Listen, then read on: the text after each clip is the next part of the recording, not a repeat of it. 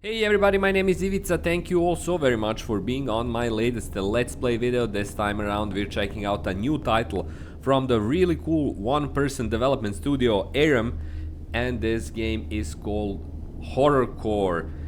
The same title comes in a range of other horror titles that I got the opportunity to try out and play, including the latest I tried out, which is the Liminal Dimension. All of them are really impressive in the way they handle atmosphere and this very physical, very visceral sense of horror and terror. This time we're going to check out HorrorCore, which you can get on Steam. The link is in the description below. But right now let's see it in action. We're going to play a new game. As you can see, there are several modes.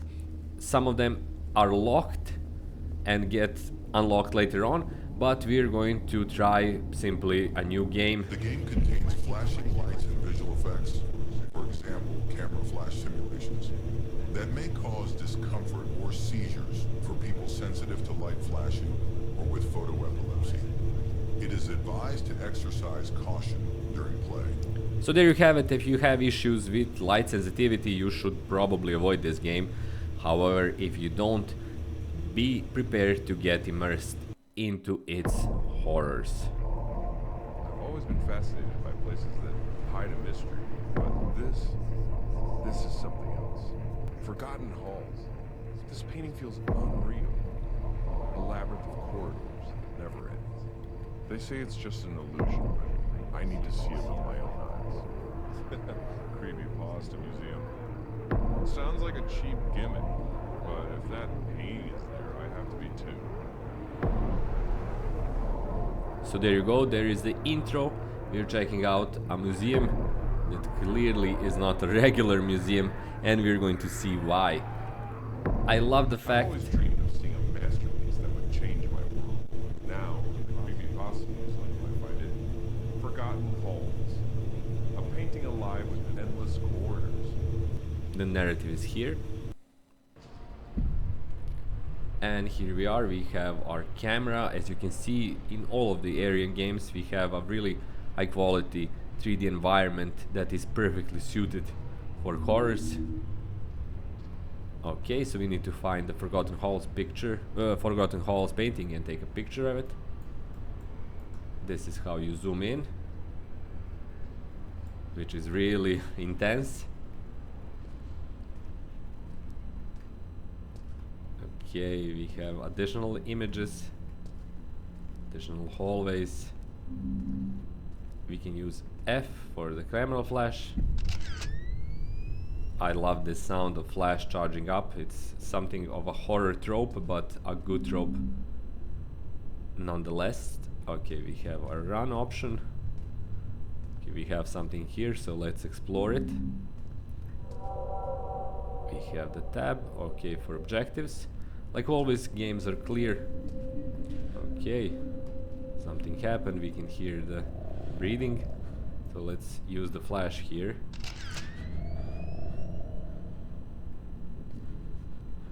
Did we take the picture? Let's see, nope. Oh, okay. Oh, this is awesome. You can see the blood. You can hear the breathing intensifying, and the horror experience is evolving or also getting more intense and more disturbing. So with each flash we get new text elements and new horror. Object updated. I made the pictures. Leave the museum. Okay, and we have the water here. We have bars, and we have a lot of weird stuff going on. I love the fact that these games, previous games from the studio, do it so effectively. This kind of While taking a photo, terror. something attacked me. Now, around me. Water up to my ankles, alien walls, and only the camera. The flash is my only light, but each photo reveals something I wish I hadn't seen. I like this idea. Each photo reveals something I wish I didn't see. What is happening? I need to get out of here. My camera. The Okay, we have now the full gaming element of the objective, which is find a way out. We have our hallway here. And we have something at the end of the hallway. We hear stuff breaking. We see figures moving and disappearing. As you can see, this is also another element that was in the Liminal Dimension.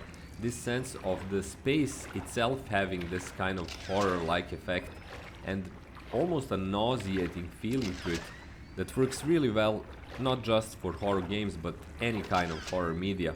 But for games it works even better because you have that sense of basically being lost, trapped and under threat directly as you play. Okay, this is a dead end, so I'm going to try to explore further on.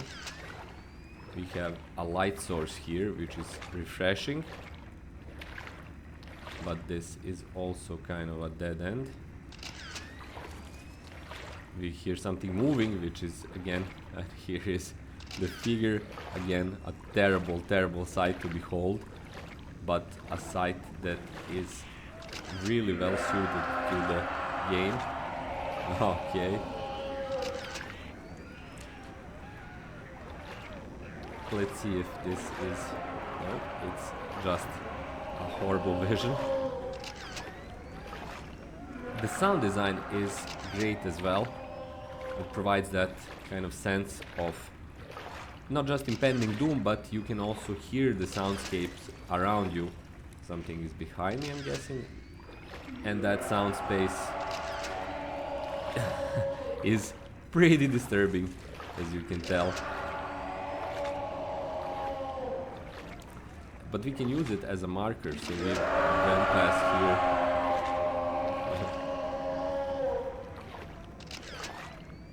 Let's continue on.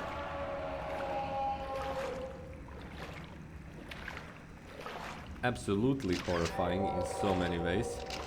But we see an arrow further on. Oh, this is so cool and so disturbing. I really love it.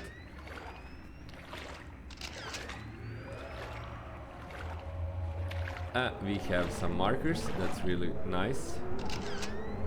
We're in the midst of something around us, but let's try to follow the markers.